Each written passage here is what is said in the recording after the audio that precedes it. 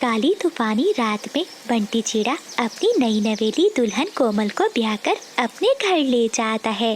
बारिश बहुत तेज थी। घर के बाहर सावित्री अपने हाथ में छाता लिए खड़ी थी। रुक जा बंटी, तू इस बदसूरत और गरीब चिड़िया को ब्याह कर मेरे घर ले आया। क्या मैंने तुझे इसीलिए पाला था कि तू किसी गरीब चिड़िया को ब्याह कर मेरे घर ले आए? माँ, कोमल का दिल सोने का है। आप इसकी गरीबी को ना देखें, बल्कि इसके दिल की अच्छाई को देखें। अच्छाई से कौन सा पेट भरता है? इस चिड़िया के पास ना जहेज है और ना जेवर। अगर इसे फिर भी यहाँ रहना है तो बहू बनकर नहीं, बल्कि एक नौकरानी बनकर रहेगी। अगर तुम्हें मेरी शर्त मंजूर है तो फिर ही घर के अंदर आ सकते हो, नहीं तो अपनी पत्नी को लेकर तुम भी यहाँ से चले जाओ। बंटी चिड़ा मन ही मन में सोचता है, अब मैं क्या करूं? कोमल को लेकर ऐसी तूफानी बारिश में कहाँ जाऊंगा? मुझे पूरी उम्मीद है कि कोमल अपनी अच्छाई से माँ जी को राजी कर लेगी। बंटी चिड़ा अपनी माँ की बात मान लेता है और वो कोमल को लेकर घर के अंदर चला जाता है। मेरी मासूम बेटी कोमल, मैंने इसे विदा कर दिया, लेकिन मुझे पूरी उम्मीद है बंटी इसे खुश रखेगा। मैं जानती हूँ सावित्री का दिल पत्थर का है। ऐ ऊपर वाले, मेरी बेटी की रक्षा करना। काश मैं भी इतनी अमीर होती कि अपनी बेटी को सोने के गहने देकर भेजती। कोमल चिड़िया की माँ बैठी अपनी बेटी को याद कर रही थी। तभी वो अपने पुराने संदूक में से एक टूटा हुआ पत्थर का प्याला निकालती है। ये मेरे परिवार की निशानी है। मैं इस प्याले को अपनी बेटी तक जरूर पहुंचाऊंगी, ताकि मुश्किल समय में वो इसे बेच सके। अगले दिन बारिश रुक जाती है और कोमल चिड़िया की परीक्षा भी शुरू हो जाती है। सावित्री और उसकी बड़ी बहू रानी मिलकर चिड़िया को सताने का कोई भी मौका नहीं छोड़ती। अरे ओ कोमल, जरा मेरे पाँव दबा दे। शहर वाले जंगल से उड़कर आई हूँ, बहुत थक गई हूँ। और सुन, किचन में जाकर सबके लिए खाना भी बना दे, लेकिन याद रखना तुम्हें वो बचा हुआ पुराना सूखा दाना ही मिलेगा। जी दीदी, मैं सब कर लूंगी। कोमल चिड़िया अपनी जेठानी के पाँव दबाती है और फिर रसोई में जाकर भोजन बनाती है, लेकिन बदले में चिड़िया को खाने के लिए सूखे दाने ही मिलते हैं। अरे ओ कोमल, अब तो रोज नदी से 10 बार पानी भर कर लाएगी। कोमल चिड़िया के पर कमजोर थे, वो इतना काम नहीं कर सकती थी। चलो कोमल, मैं भी तुम्हारी पानी लाने में मदद कर देता हूँ। हाय हाय, देखो इस गरीब चिड़िया ने आते ही मेरे बेटे पर जादू कर दिया है। मेरा बेटा मेरे ही खिलाफ जाएगा। नहीं नहीं बंटी जी, आप जंगल में काम करने के लिए जाएं, मैं पानी भर लाऊंगी। फिर बंटी चिड़ा काम पर चला जाता है और कोमल चिड़िया भी मटका लेकर नदी पर पानी भरने चली जाती है। कोमल चिड़िया की माँ अपनी बेटी के घर आती है। सावित्री बाहर ही बैठी हुई थी। बहन, मैं अपनी बेटी को देखने आई हूँ। हाँ हाँ, आती होगी, नदी से पानी भरने गई है। ठीक है सावित्री बहन, ये प्याला रखिए, ये बहुत पुराना है। हमारे परिवार की ये आखिरी निशानी है। मैं अपनी बेटी को देने आई थी। ये सुनकर सावित्री जोर जोर से हंसने लगती है। ये कचरा, ये टूटा हुआ पत्थर तुम मेरे घर में लाई हो? तुम अपनी बेटी को भी साथ ले जाओ, मुझे ऐसी भिखारियों की जरूरत नहीं है। ऐसा कहते हुए सावित्री वो प्याला नदी में फेंक देती है और चिड़िया की माँ को धक्के देकर वहाँ से निकाल देती है। कोमल चिड़िया दूर खड़ी ये सब देख रही थी। वो तो खून के आंसू रो रही थी, लेकिन उसकी माँ ने उसे कसम दी थी, इसलिए वो चुप रहती है। रात को जब सब सो जाते हैं तो कोमल चिड़िया नदी के किनारे जाती है और वो बहुत मुश्किल से वो प्याला ढूंढकर निकालती है। इसे देखकर कोमल चिड़िया रोने लगती है। कोमल चिड़िया के आंसू उस प्याले में गिरने लगते हैं। तभी नदी का पानी ठहर जाता है और प्याले से एक आवाज आती है, ऐ सब्र करने वाली चिड़िया, तेरी माँ की ममता और तेरे सब्र ने इस मुर्दा पत्थर में भी जान डाल दी है। अब से इस प्याले में जो भी डाला जाएगा वो कीमती खजाना बन जाएगा, लेकिन सिर्फ इसी के लिए जिसका दिल साफ होगा। ये सारी बातें सुनकर चिड़िया बहुत हैरान थी। क्या ऐसा हो सकता है? मैं देखती हूँ फिर कोमल चिड़िया एक सूखा दाना उस प्याले में डालती है और वो सूखा दाना पल भर में मोती बन जाता है। ये देखकर चिड़िया बहुत खुश होती है और उस प्याले को छुपा कर रख लेती है। अगले दिन उल्लू जंगल में ऐलान करते हैं। सुनो सुनो, जंगल के पक्षियों सब सुनो। जंगल के बादशाह शिकारी चील ने ऐलान किया है कि वो उसी घर में खाना खाएंगे जहाँ सबसे स्वादिष्ट और नायाब खाना होगा और उसी परिवार को इनाम भी मिलेगा। उल्लू की बातें सुनकर सावित्री अपनी बड़ी बहू रानी से कहती है। रानी बहू, मुझे तुमसे बहुत उम्मीद है। पता है, पिछली बार बादशाह ने कबूतर के घर में खाना खाया था। खाना उसे बहुत स्वादिष्ट लगा था और चाहते हुए उन्हें माला माल करके गए थे। ये जिम्मेदारी तुम्हें ही संभालनी है। मुझे तुमसे पूरी उम्मीद है। बादल जी, शिकारी बाज हमारे घर में ही दावत खाएगा। बदले में हमें वो ढेर सारे गहने देगा। हाँ हाँ बिजली, ये मौका हम जाने नहीं देंगे। सावित्री की बड़ी बहू रानी बहुत सारे पैसे खर्च करके महंगे महंगे फल मंगवाती है, लेकिन बादल और बिजली ये सब देख लेते हैं और वो फलों में जहरीले कीड़े छोड़ देते हैं। शाम को बादशाह बाज अपने सिपाहियों के साथ सावित्री के घर में आता है। वो कीड़े वाले फल देखकर बहुत गुस्से में आ जाता है। सावित्री, तुमने मेरा मजाक उड़ाया है। ऐसे सड़े हुए फल मुझे दिए हैं, अब तुम्हें सजा मिलेगी। तभी कोमल चिड़िया अपना वही पुराना प्याला लेकर आती है। अरे ओ चिड़िया, अपना टूटा हुआ प्याला लेकर यहाँ से चली जा, वरना तू हमें बादशाह के पंखों से मरवाना चाहती है क्या? कोमल चिड़िया प्याले में पानी डालती है और वो दुनिया का सबसे मीठा शरबत बन जाता है और फिर सूखा दाना डालती है तो वो शाही पकवान भी बदल जाता है। बादशाह बाज वो भोजन खाकर बहुत खुश होता है। अरे वाह, ऐसा भोजन तो मैंने पहले कभी नहीं खाया। बहुत स्वादिष्ट है। मैं तुमसे बहुत खुश हुआ हूँ। आज से तुम जंगल की शहजादी हो। बादशाह बाज बहुत खुश होता है और वो चिड़िया को गहने देकर वहाँ से चला जाता है। रानी ये सब देखकर बहुत गुस्से में आ जाती है। रात के अंधेरे में वो चिड़िया का प्याला चुराने की कोशिश करती है। तभी चिड़िया की आंख भी खुल जाती है। अरे दीदी, ये आप क्या कर रही हैं? ये प्याला मेरा है, मैं इस घर की बड़ी बहू हूँ। जैसे ही रानी के पंख उस प्याले को छूते हैं तो उसमें से खाना नहीं बल्कि काले सांप निकलने लगते हैं। सावित्री भी वहाँ आ जाती है। वो सांप सावित्री और रानी को घेर लेते हैं। सावित्री तो मौत के डर से कांपने लगती है। कोमल, मुझे बचा लो। मैंने तुम्हारी माँ की बेइज्जती की, तुम्हें दुख दिया, मुझे माफ कर दो। कोमल चिड़िया आगे बढ़ती है और प्याले को अपने पंखों में ले लेती है। तभी सांप गायब हो जाते हैं। फिर रानी और सावित्री कोमल चिड़िया से अपने किए की माफी मांगती हैं। सावित्री खुद जाकर चिड़िया की माँ को अपने घर लेकर आती है। अब सावित्री का गुरूर खाक में मिल चुका था। अब वो कोमल को अपनी बेटी की तरह प्यार करती थी। अब कोमल चिड़िया की माँ अपनी बेटी के साथ रहती थी। तेज बारिश में बादल कौवा अपने घर के बाहर बैठा हुआ था। ये पक्षी भी बहुत चालाक हो गए हैं। क्या जाता है इनका, अगर एक दाना मुझे दे दिया करे। अब तो जंगल का कोई पक्षी भी मेरा विश्वास नहीं करता। क्या करूं मैं? आज तो भूख भी बहुत लगी है और ऐसी बारिश में अब मैं दाना कहाँ से ढूंढने जाऊंगा? तभी उसे दूर से बंटी कबूतर दाना लेकर आता हुआ दिखाई देता है। ये कबूतर तो मेरा बहुत बड़ा दुश्मन है। ये तो कभी मेरी बातों में नहीं आएगा। तभी कफे के दिमाग में एक नई शरारत आती है। जैसे ही कबूतर कफे के पास पहुंचता है तो बादल कौवा नीचे लेट जाता है और अपनी आंखें बंद करके जोर जोर से हिलने लगता है। कफे को ऐसा करता हुआ देखकर कबूतर जल्दी से वहाँ आता है। बादल कफे, क्या हुआ तुम्हें? लेकिन कौवा कोई जवाब नहीं देता और वैसे ही करने लगता है। बंटी कबूतर थोड़ा सा पानी कौवे के मुंह में डालता है, लेकिन कौवा फिर भी वैसा करना ही जारी रखता है। पता नहीं इसे क्या हो गया है। ऐसा करता हूँ, थोड़ा सा दाना खिलाता हूँ, शायद ये ठीक हो जाए।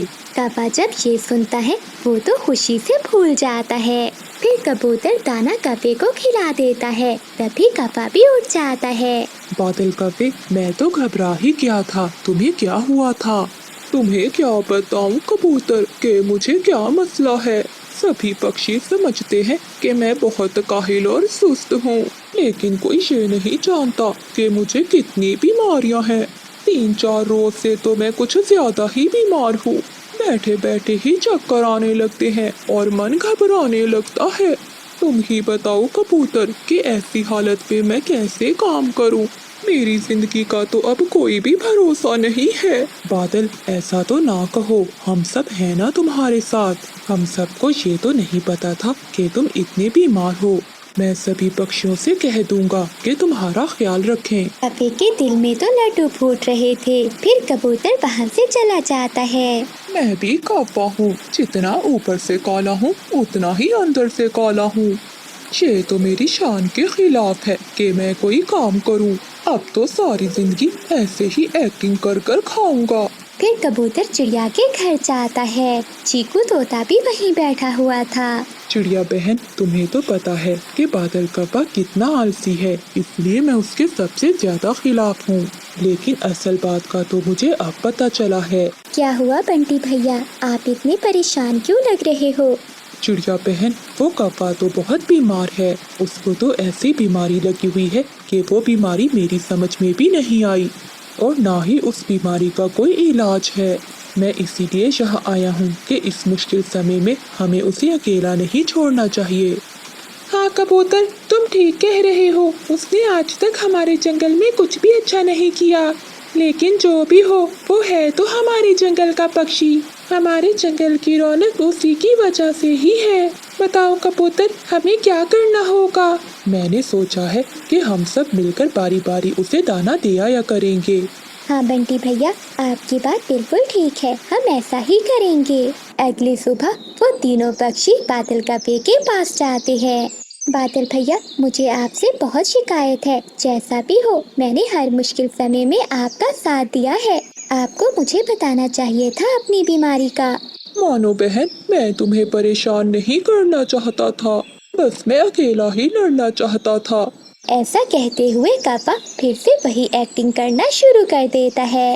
ये देखकर चिड़िया डर जाती है और वो कबूतर के बताए हुए मुताबिक एक दाना कव्वे के मुंह में डाल देती है। कुछ ही देर में कव्वा उठकर बैठ जाता है। कव्वे भैया, आपने घबराना नहीं है, आप जल्दी ठीक हो जाएंगे। मानो बहन, मुझे लगता है अब मैं जल्दी ही मर जाऊंगा। ये बीमारी मुझे मारकर ही मेरा पीछा छोड़ेगी। अभी तो आज मुझे अपने घोंसले की मुरम्मत का काम भी करना था। जैसे ही मेरी सेहत ठीक होती है, मैं ये काम करना शुरू कर दूंगा। कव्वे भैया, मैं कर दूंगी आपके घोंसले का काम। इसी हालत में मैं आपको घर का काम नहीं करने दूंगी। ठीक है चिड़िया बहन, अगर तुम कह रही हो तो ठीक है, वरना मैं खुद ही कर लेता। बेचारी चिड़िया सारा दिन जंगल से सूखे तिनके लाकर कव्वे की छत की मुरम्मत करती है। अगले दिन बादल कव्वे का मामा साथ वाले जंगल से आता है। वो देखता है कि सभी पक्षी कव्वे की बहुत सेवा कर रहे हैं। पक्षियों के जाते ही उसका मामा बादल कव्वे के पास जाता है। भांजे, क्या तुम जंगल के राजा तो नहीं बन गए जो सभी पक्षी तुम्हारी इतनी सेवा कर रहे हैं? मामा जी, ऐसा ही समझ ले। अगर आप कहें तो आपको भी ये राज बता दूं। तभी कबूतर वहीं से गुजर रहा था। वो उन दोनों की बातें सुन लेता है। मामा जी, सभी पक्षी मुझे देखकर दूर भागते थे, कहीं मैं उनसे कुछ मांग ना लूं। लेकिन इस बार मैंने भी ऐसा खेल खेला है कि आपने अपनी आँखों से देख ही लिया है। फिर बादल कव्वा सारी बात अपने मामा जी को बता देता है। अरे वाह, सच में बादल, तुम्हारे जैसा दिमाग किसी का नहीं है। कबूतर जो सुबह सुबह फल लेकर कव्वे के पास आया था, वो ये सारी बातें सुन लेता है और उसे अपने आप पर बहुत गुस्सा आता है कि वो कैसे उल्लू बन गया। लेकिन कव्वे, अब तुम इस बात की चिंता ना करो, इसका बदला तो मैं तुमसे लेकर ही रहूंगा। फिर वो सभी पक्षियों को बुलाता है और उन्हें सारी बात बताता है। लेकिन बंटी भैया, अब हम क्या करेंगे? चिड़िया बहन, हम भी उसके साथ वैसा ही करेंगे जो उसने हमारे साथ किया है। हम भी वैसी ही एक्टिंग करेंगे जैसी वो करता है। कबूतर, क्या मतलब है तुम्हारा? मेरा मतलब है कि जब भी कौवा एक्टिंग करने लगे, जो पक्षी भी वहाँ हो वो भी वैसी एक्टिंग करने लग जाए। इससे क्या होगा? इससे वो खुद ही एक्टिंग करना छोड़ देगा। अब इससे ज्यादा हम कुछ भी नहीं कर सकते। उस दिन के बाद सभी पक्षी ऐसा ही करते हैं। दोपहर को मिठू तोता कौवे के घोंसले में जाता है। तोते को देखकर कौवा वैसे ही करने लगता है। तुरंत तोता भी लेटकर अपनी आंखें बंद कर जोर जोर से हिलने लगता है।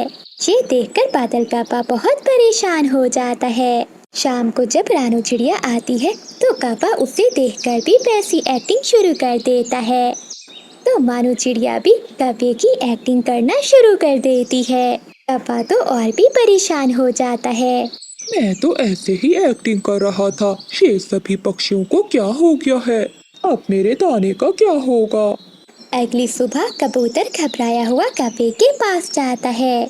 बादल यार, पूरे जंगल में तुम्हारी बीमारी फैल गई है। मैं अभी पास के जंगल में बुलबुल डॉक्टर से मिलकर आया हूँ। पता है उसने क्या कहा है? क्या कहा है उसने? उसने कहा है कि ये बीमारी जिसको सबसे पहले लगी है उसके दिल को निकालना होगा, फिर ही मैं उसके दिल की वजह से इस बीमारी को जान पाऊंगी। बादल यार, अब सभी पक्षियों की जिंदगी का सवाल है। मुझे पूरा यकीन है कि तुम अपने दोस्तों के लिए ये कुर्बानी जरूर दोगे। ये सुनकर बादल कौवे के तो रंग ही उड़ जाते हैं। लेकिन मुझे तो कोई ऐसी बीमारी है ही नहीं, तो क्यों मैं अपना दिल दूं? तभी बाकी सब पक्षी भी आ जाते हैं। मैं तो बस ड्रामा कर रहा था आप सबसे दाना लेने के लिए। कौवे, हम सब भी ड्रामा ही कर रहे थे तुमसे सच बुलवाने के लिए। क्या तुम खुद को ज्यादा होशियार समझ रहे थे? लेकिन तुमसे ज्यादा बुद्धू कोई भी नहीं है इस जंगल में। सागर वाले जंगल में बहुत जोरों की बारिश हो रही थी। कोमल चिड़िया अपना छाता लिए बिजली कौवे के पास जाती है। बिजली बहन, मैंने सोचा है कि बारिश के मौसम में सब मिलकर गाजर का हलवा बनाते हैं। बहुत मजा आएगा ठंडे ठंडे मौसम में गरम गरम हलवा खाने का। चिड़िया, न गाजर, न शक्कर और न ही सूखी लकड़ियाँ। क्या तुम पागल हो गई हो? इन सब के बिना हम कैसे गाजर का हलवा बनाएंगे? बिजली बहन, अगर हम सब मिलकर काम करेंगे तो काम बहुत जल्दी हो जाएगा, क्योंकि मिलजुल कर काम करने से कोई भी मुश्किल काम आसान हो जाता है। ना ना चिड़िया, तुम ही जाओ और गाजर का हलवा बनाओ। ऐसी बारिश में मुझसे काम नहीं होगा। ये सुनकर कोमल चिड़िया वहाँ से चली जाती है। हाय बड़ी मुझसे काम करवाने वाली, ऐसे ठंडे मौसम में ये गरम गरम घोंसला छोड़कर कहाँ जाने को मन करता है। कोमल चिड़िया वहाँ से घर की ओर जा रही थी कि तभी उसे एक बड़े पेड़ के नीचे कुछ सूखी लकड़ियाँ मिल जाती हैं। कोमल चिड़िया वो सूखी लकड़ियाँ उठा लेती है और सीधा कबूतर के पास जाती है। कबूतर, कबूतर भैया, बाहर आओ। अरे, ये आवाज तो कोमल चिड़िया की है। इतनी तेज बारिश में वो यहाँ क्या कर रही है? ऐसा कहते हुए कबूतर दरवाजा खोलता है। कबूतर भैया, ये देखिए, मुझे सूखी लकड़ियाँ मिल गई हैं। चलो अब हम सब मिलकर गाजर का हलवा बनाते हैं, फिर हम सब एक साथ मिलकर खाएंगे। चिड़िया, मुझे क्या काम करना होगा? कबूतर भैया, आप जाकर खेत से गाजर ले आए, बाकी काम मैं खुद कर लूंगी। चिड़िया, माफ करना, मुझे बारिश में भीगने से बहुत डर लगता है, इसलिए मैं बाहर नहीं जा सकूंगा। ऐसा कहते हुए कबूतर घर के अंदर चला जाता है। फिर कोमल चिड़िया भी वो सूखी लकड़ियाँ लेकर अपने घर की ओर चली जाती है। मैं एक बार तोते के पास जाती हूँ, वो जरूर मेरी मदद करेगा और फिर ठंडी ठंडी बारिश में हम दोनों मिलकर गाजर का हलवा खाएंगे। कोमल चिड़िया अपना छाता लिए घर से निकलती है और तोते के घर जाती है। तोते भैया, छोड़ो ये मिर्ची खाना, चलो मेरे घर में हम गाजर का हलवा बनाते हैं। क्या? गाजर का हलवा मुझे बहुत पसंद है। चिड़िया, तुम चलो, मैं आता हूँ। फिर कोमल चिड़िया तोते के घर से निकलती है और वो सीधी उल्लू के खेत में जाती है। वहाँ खेत में गाजरें लगी हुई थी। वो कुछ गाजरें निकालती है और अपने साथ घर ले जाती है। घर जाकर वो चूल्हे पर हंडिया रखती है। चिड़िया के बच्चे बहुत खुश थे। मीना और बबलू, अब तुम थोड़ी देर इंतजार करो, गाजर का हलवा बहुत जल्दी बन जाएगा। मैं जाकर किसान की पत्नी से थोड़ी शक्कर लेकर आती हूँ। फिर कोमल चिड़िया अपना छाता लिए किसान की पत्नी के घर जाती है। माँ जी, मैं गाजर का हलवा बना रही हूँ, क्या मुझे थोड़ी सी शक्कर मिलेगी? हाँ हाँ छोटी चिड़िया, क्यों नहीं, शक्कर तुम्हें मिलेगी, मैं अभी लेकर आती हूँ। फिर किसान की पत्नी रसोई से शक्कर लाकर कोमल चिड़िया को दे देती है। कोमल चिड़िया वो शक्कर का डिब्बा लेकर अपने घर की ओर चली जाती है। थोड़ी ही देर में चिड़िया गाजर का हलवा बना लेती है। गाजर के हलवे की खुशबू हवा के साथ सभी पक्षियों के घरों में जा रही थी। अरे वाह, इतनी स्वादिष्ट खुशबू कहाँ से आ रही है? लगता है किसी के घर में कुछ बन रहा है। बिजली का भी ऐसा सोचते हुए अपने घर से निकलती है और तोते के पास जाती है। अरे तोते, ये खुशबू कहाँ से आ रही है? क्या तुम कुछ बना रहे हो? नहीं नहीं बिजली, इतनी तेज बारिश में कहाँ बाहर जाने को मन करता है। लेकिन हाँ, चिड़िया आई थी मेरे पास, वो कह रही थी कि गाजर का हलवा बना रही है। लगता है ये खुशबू चिड़िया के घर से आ रही है। हाँ हाँ तोते, आई थी चिड़िया मेरे पास भी, लेकिन मैंने उसके साथ कोई काम नहीं करवाया। अब वो हमें भला कहाँ देगी हलवा? बिजली, चिड़िया मन की बहुत अच्छी है, वो हमें जरूर देगी हलवा। चलो एक बार जाकर देखते हैं। कोमल चिड़िया हंडिया उतार लेती है। तभी चिड़िया के घर के दरवाजे पर दस्तक होती है। बच्चों, हलवा बन गया है, लेकिन अभी गर्म है, थोड़ी देर सब्र कर जाओ, मैं बाहर देख कर आती हूँ कौन है इस समय। कोमल चिड़िया दरवाजा खोलती है तो बाहर बिजली काफी और तोता बैठे हुए थे। चिड़िया बहन, ये खुशबू कैसी आ रही है? बिजली, ये खुशबू गाजर के हलवे की है। मैंने कहा था ना कि मिलकर काम करते हैं और मिलकर गाजर का हलवा खाएंगे, लेकिन तुमने तो मेरी एक बात नहीं सुनी। मेरे मुंह में बहुत पानी आ रहा है। चिड़िया बहन, थोड़ा सा गाजर का हलवा दे दो। और मेरे मुंह में भी। चिड़िया बहन, मुझे भी थोड़ा सा हलवा दे दो। कोमल चिड़िया उन दोनों की बातें सुनकर हंसने लगती है और उन्हें अपने घर में ले आती है। वो बिजली काफी और कबूतर को प्लेट पे हलवा डाल कर देती है और अपने बच्चों को भी हलवा देती है। तभी खिड़की में कबूतर आकर बोलता है, कबूतर भाई, बारिश में भीगे और तुम सब खाओ गाजर का हलवा। रुके रुके कबूतर भैया, मैं अभी दरवाजा खोलती हूँ। फिर कोमल चिड़िया दरवाजा खोलती है और कबूतर भी अंदर आ जाता है। वो सब मिलकर गाजर का गरम गरम हलवा खाते हैं और सब कोमल चिड़िया को धन्यवाद करते हैं। तो प्यारे दोस्तों, इस कहानी को लाइक, चैनल को सब्सक्राइब और अपने दोस्तों के साथ शेयर करना मत भूलिएगा। आपका धन्यवाद। बिजली काफी और बादल कावा नदी के किनारे एक बड़े पेड़ के नीचे लेटे हुए आपस में बातें कर रहे थे। बिजली, कितनी ठंडी ठंडी हवा चल रही है। हाँ बादल जी, अब मौसम बहुत अच्छा हो गया है। तभी उड़ता हुआ कबूतर उन दोनों के पास आता है। अरे कौवो, तुम दोनों यहाँ आराम से लेटे बातें कर रहे हो, क्या तुम्हें कुछ खबर भी है? क्या बात है गंदी आँखों वाले, क्या तुम्हें तमीज नहीं है आने की? ऐसे ही आकर हमारे सरों पर बैठ जाते हो। काली कभी कभी खुद भी अच्छा बोल लिया करो, आई बड़ी मुझे तमीज सिखाने वाली। इतना कहकर कबूतर वहाँ से चला जाता है। कबूतर, बात तो बताते जाओ, तुम भी बात मत करो मुझसे, गंदे कौवे। गुस्से में कबूतर वहाँ से चला जाता है।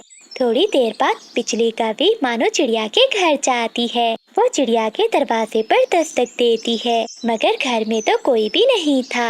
लगता है चिड़िया गहरी नींद सोई हुई है। लेकिन बिजली का भी चिड़िया के दरवाजे पर दस्तक देती रहती है। तभी पीछे से मानो चिड़िया भी भोजन लेकर आ जाती है। क्या हुआ बिजली बहन, बस कर दो, क्या दरवाजा तोड़ोगी तुम? चिड़िया, तुम बाहर थी? हाँ बिजली, बताओ क्या काम था? वो मुझे थोड़ा सा भोजन चाहिए था, क्या मिल जाएगा? बिजली बहन, क्या आपने पक्षी का ऐलान नहीं सुना? ऐलान? कैसा ऐलान? कुछ ही दिनों तक जंगल में बारिशें शुरू होने वाली हैं। हमारे आसपास के जंगलों में भी बारिशें हो रही हैं। और पता है बिजली बहन, उन जंगलों में बाढ़ आ गई है। बस इसीलिए मैं भोजन जमा कर रही हूँ। अच्छा चिड़िया, लेकिन वो भोजन?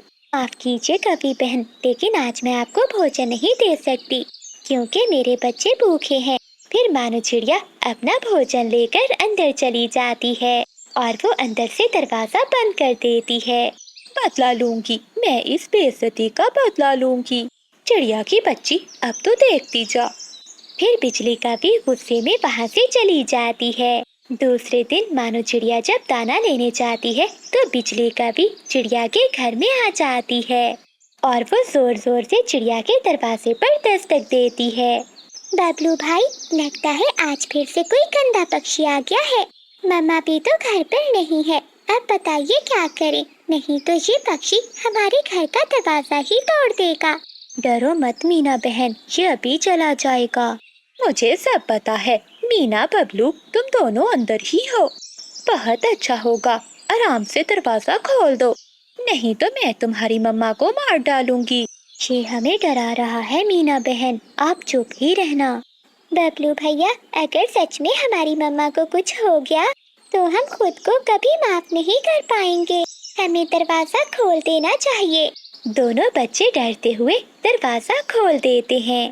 ये हुई ना अच्छे बच्चों वाली बात, अब चुपचाप एक साइड पे खड़े रहो। बिजली का भी मानो चिड़िया का सारा जमा किया हुआ भोजन उठा लेती है और वहाँ से चली जाती है। बिजली, इतना ढेर सारा भोजन ये तुम कहाँ से लाई हो? मेरी बेइज्जती की थी उस छोटी चिड़िया ने, सारा दाना मैं उसी के घर से लाई हूँ। देखना, अब जब वो छोटी चिड़िया घर आएगी तो रोएगी, उसे ये भोजन नहीं मिलने वाला। बिजली, तुमने तो मेरी सारी चिंताएं खत्म कर दी। अब जंगल में बारिश आई या तूफान, हमें कोई चिंता नहीं होगी।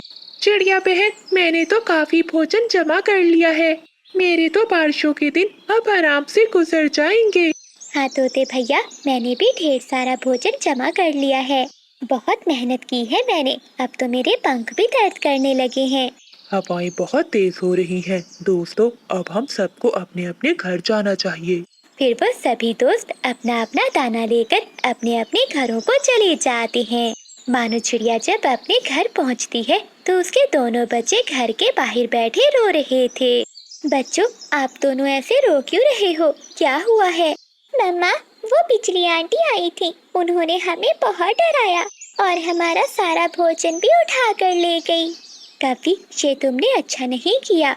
बच्चों चुप हो जाओ, चलो अंदर चलो। फिर मानो चिड़िया अपने बच्चों को घर में ले जाती है। बच्चों, आप दरवाजा अंदर से बंद कर लो, मैं अभी आती हूँ। मम्मा, आप उस आंटी के पास मत जाना, वो बहुत बुरी है, वो आपको नुकसान भी पहुंचा सकती हैं। बबलू बेटा, वो कभी मेरा कुछ भी नहीं बिगाड़ सकती, तुम दोनों डरो मत, मैं अभी आती हूँ। फिर मानो चिड़िया अपने बच्चों को घर में छोड़कर कौवों के पास जाती है। बिजली, तुम ये सारा दाना मेरे घर से लाई हो। चोर कौवे, क्या तुम्हें पता भी है कि ये सब दाना मैंने कितनी मुश्किल से इकट्ठा किया है? अब जल्दी से मेरा सारा भोजन मुझे वापस करो। छोटी चिड़िया, अपनी चोंच बंद कर कर भाग जाओ यहाँ से, वरना मैं तेरी चोंच ही तोड़ दूंगी। ये दाना हमारा है, जाओ चिड़िया, कहीं और जाकर अपना दाना ढूंढो। मानो चिड़िया रोने लगती है। अगर ये भोजन मैं नहीं खा पाई, मेरे बच्चे नहीं खा पाए, तो तुम दोनों के नसीब में भी नहीं होगा। ऊपर वाला तुम्हें कभी माफ नहीं करेगा, वो जरूर न्याय करेगा। चल भाग जा चिड़िया यहाँ से, अब गरीबों वाला रोना धोना यहाँ न कर, चल चल भाग। मानो चिड़िया रोती हुई वहाँ से चली जाती है। कुछ ही देर में जंगल में आंधी के साथ तेज बारिश शुरू हो जाती है। मानो चिड़िया बारिश में अपने घर चली जाती है। बिजली, आज वो छोटी चिड़िया कुछ ज्यादा ही बददुआएं देकर गई है। बादल, छोड़ो उसे और तुम ये दाना खाओ। वो दोनों पति पत्नी दाना खा ही रहे थे कि उनका घर जोर जोर से हिलने लगता है। बादल, ये क्या हो रहा है, जल्दी से बाहर निकलो। जोर से बादल गरजता है और कौवों का घर नीचे आकर गिरता है। हाय बादल, मेरी कमर टूट गई, लगता है हमें हमारे किए की सजा मिल गई है। चिड़िया, चिड़िया बहन। मानो चिड़िया कौवों का शोर सुनकर वहाँ आती है। फिर मानो चिड़िया उन दोनों कौवों को घर के नीचे से निकालती है। चिड़िया बहन, मुझे माफ कर दो, प्लीज मुझे माफ कर दो। ठीक है, मैंने तुम्हें माफ किया। इतना कहते हुए मानो चिड़िया अपना भोजन उठाती है और वापस अपने घर की ओर चली जाती है। बादल जी, चिड़िया तो गई, अब हम क्या करेंगे? बिजली, मेरे तो सर पर चोट लग गई है, मुझे तो कुछ भी समझ नहीं आ रहा।